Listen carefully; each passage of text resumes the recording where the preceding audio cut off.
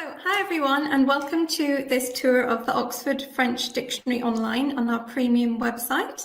My name is Ashleigh Alderslade and I'm one of the editors of the French Dictionary.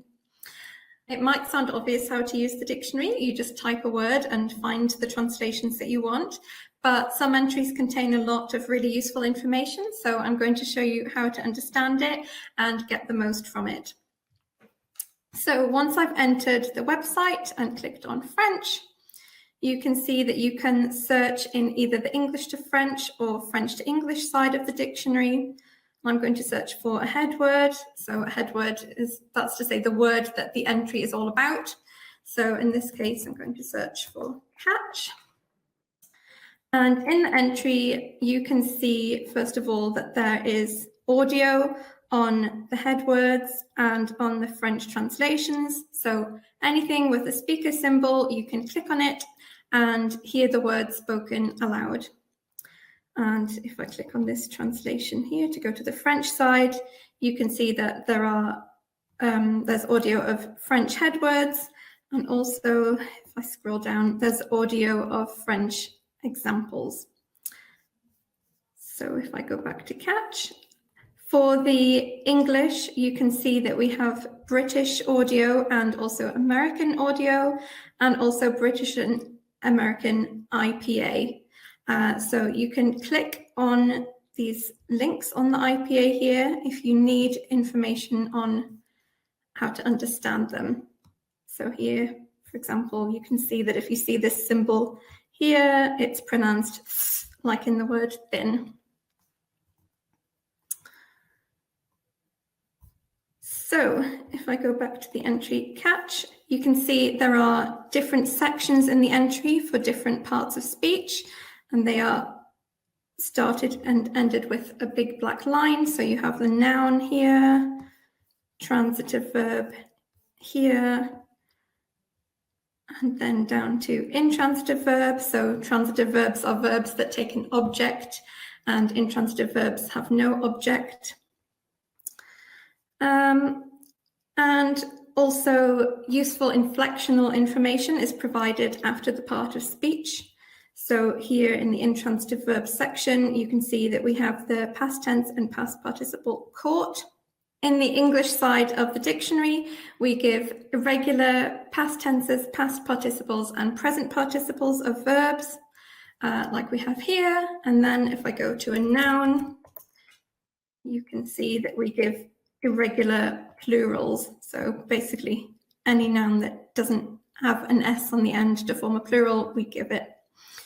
And then on the French side, if I look up a French word, canton, we give feminine inflections of adjectives on this side of the dictionary, and also irregular plurals of nouns as well. So let's look at some senses. So in the main part of the entry here, you can see that we have two numbered sections. These are what we call senses, basically different meanings of the word that may or may not require different translations. But these sense indicators in brackets here help you to know that you're translating the right meaning of the word that you're looking for. So for example, if you want to say the word criticize in French, but you mean find fault with, then you would use whatever you find in this sense, which here the main translation is critiquer. And then you have sense 2, which is for analyzing something, and here you can see that you have the same translation, but it's still good to know which meaning is being translated here to make sure that the meaning that you're looking for is actually there, so that you can feel confident you're using the right translation. So often senses contain example phrases for structures that are either very typical, or in most cases where you would need a different translation from the main translation. So here you can see we give the example to criticize somebody for something, which is a very common structure, but also you can see that we don't use this main translation here, we use a different one. and that's why we've included that. Also note that some of the translations are blue and are hyperlinked, and that means you can click them to go to the other side of the dictionary. So wherever that word is the head word, or sometimes even on examples, you can be taken to the other side of the dictionary, while that is an example in a French entry. So if I go to my go-to example entry cat, you can see that you can find genders of French translations, which are really useful. So here we have masculine here, feminine here, masculine down here. And then also if I look at a compound like puppet theatre, you can see that in compounds, we give the gender of the main noun in the translation. So if you were translating a sentence about puppet theatre and you wanted to use an adjective with it, the adjective would agree with the first noun. So that is the word that we've given the gender for.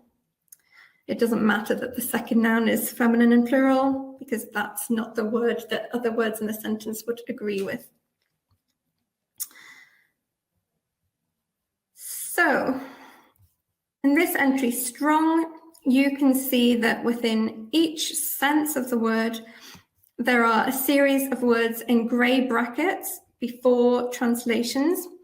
These are collocates, which means words that go with the head word often in a sentence. And these are given when a word has the same meaning, so it's in the same sense. It always means powerful. But you need different translations depending on the word that it goes with. So if you say that a person is strong, you would use fort, but if you say that a magnet is strong, you would use puissant, even though they both mean powerful. And for verbs, if I go to the verb eat, we have collocate subjects and collocate objects. So the subject is the thing doing the action of the verb, and the object is the thing being acted on. So the subject collocate comes before the translation, and the object collocates come after. So if you're saying that a person is eating cake, you would use manger, but if you say a person is eating a meal, you would use prendre.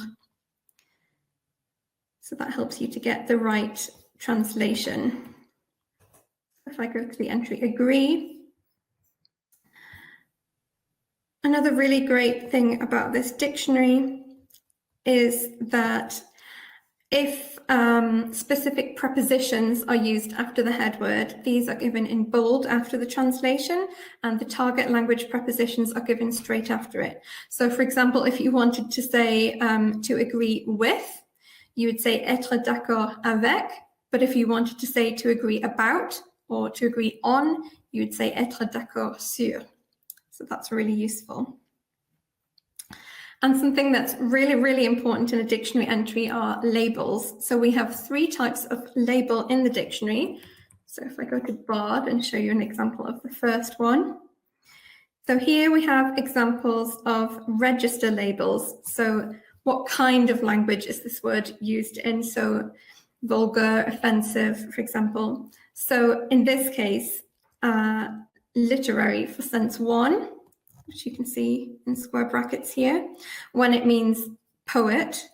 So it's a word used in literary texts, literature, poems, but archaic in sense 2 when it means minstrel. So it's a word that's not used in normal conversation anymore, but it's still useful to have in the dictionary, as you're likely to find it in old books and documents. So we've included it and labeled it as archaic.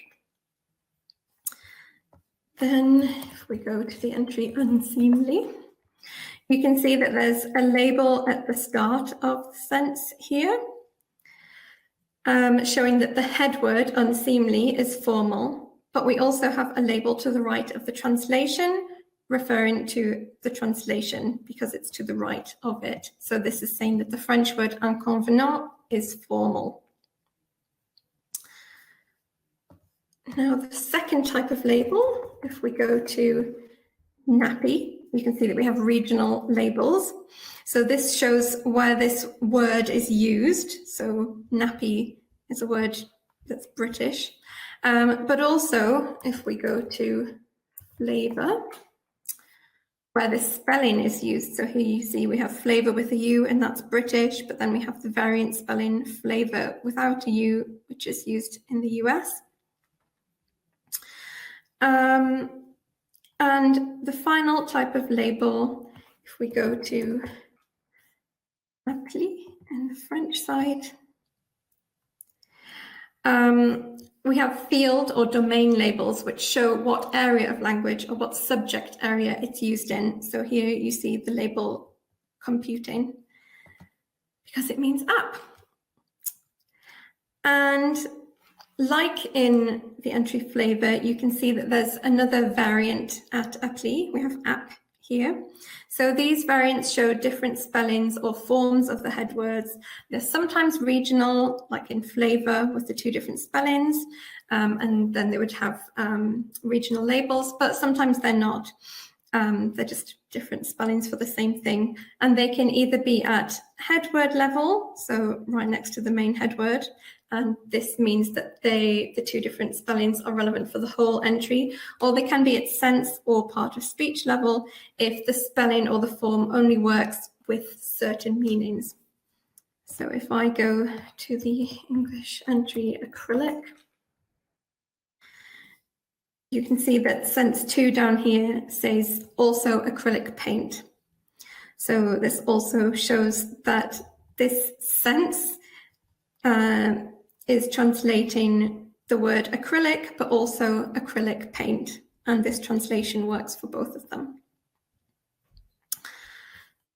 So if I search for the word bass or bass, then you can see in this entry there are circles at the very top of the screen with numbers in, and these are for homographs, which are words with the same spelling but different etymologies or different origins of the word. And these have separate entries in the dictionary but appear on the same page.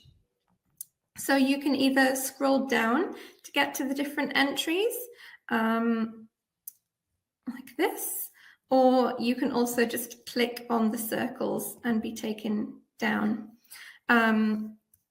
You can also hover over the circles to get an idea of the meanings before you click on them so that you know you're going to the right one if there are several homographs. We also have what we call near homographs, which are the same spelling but different capitalization or different diacritics. So for example, for cat, we have cat meaning the fluffy animal, but also cat with capital letters, which is an abbreviation.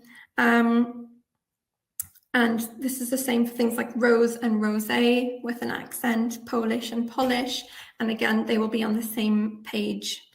Yeah, and you may have noticed that some entries that we looked at earlier have other sections in them. So let's look at some of those.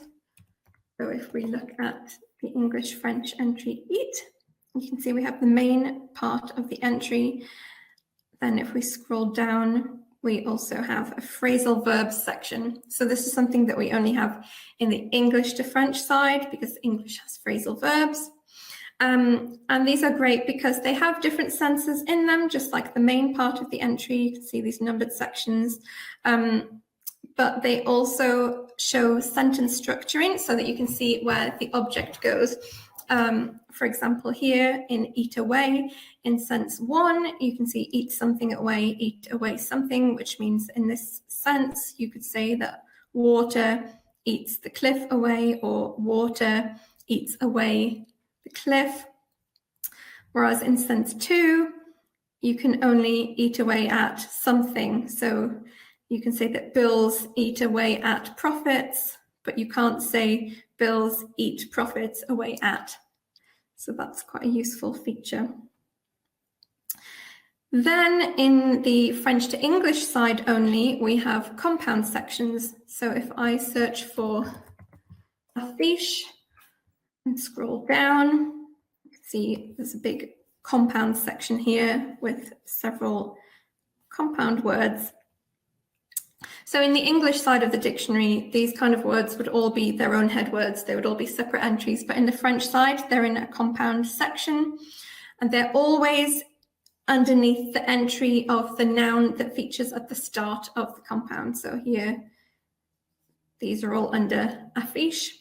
But you can also search for the compounds in the search box at the top, and you will find them. So if I search for lumineuse, you can see that it takes you to the translation directly here. Now, in both sides of the dictionary, you have idiom sections. So if I go to cat again. So idioms are structures that have a non-literal meaning. So you can't translate them word by word, or they just would not make any sense to speakers of the other language. So we have a section for idioms at the bottom of any entries that contain any of them, like you can see here. And we also have this in the French to English side as well. So you can see if I click one of the translations and go to the French side, you can see the entry mesh as an idiom section as well. So I think we've covered the main features of entries. So let's talk a bit about searching. So as you've already seen, we can search for a word at the top of the page, and you can switch the language with these buttons here, or if the word that you're looking up only exists in one language, you can even search for it without changing sides and it will find it. So for example, if I'm in the English to French bit of the search and I searched for chat, it would actually find the English-French word chat, because there is the same string of letters in English that means something. But if I search for something like chien, even if I was in the English to French side, it would still find it and take me to the French-English entry, which I find useful when I'm feeling a bit lazy, so you don't always need to click the button. You can also search for any string in the dictionary and it'll find it, so a string of letters or words. So for example, if I search for avoir faim, it takes me to that string of words within the entry here. And for idioms, you can also search for keywords, and if they're all there in one idiom, it should find it. So for example, if I search for rain, cats, dogs, because I'm not sure exactly how the idiom will be worded, you can have a go and see if you can find it. And there you go, it's taken me to the translation. Also with searching, if you make a spelling mistake or a typo, it'll give you suggestions for what it thinks you've searched for, and you can click on them and go straight to the entry. So now something that I find really useful in this dictionary is French verb conjugations. So if you search for any French verb and scroll down to the bottom, there's a grammar section, and here it says French verbs avoir. So if I click on it, it'll give me all of the different conjugations for this verb and the different tenses. And if I search for a regular verb, or in fact, if I search for any verb, there's a button at the bottom that says French verb tables. So if you click on that, you can see there's verb tables for the 3 types of regular verb, and you can click on them and see the pattern for how to conjugate those types of verb. And now if I go back to the home page, you can see at the top there's a section called grammar. So if I click on this button,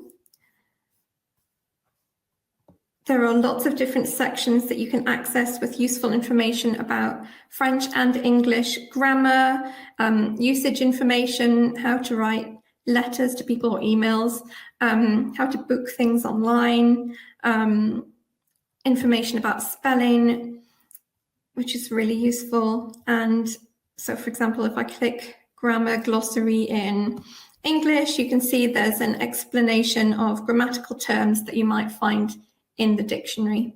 So if you come across them and don't know what they mean, you can find them here. So I think I'll leave it there for now. I think I've covered the most useful features, the most important features of the dictionary. Hope you found it useful, and thank you for watching.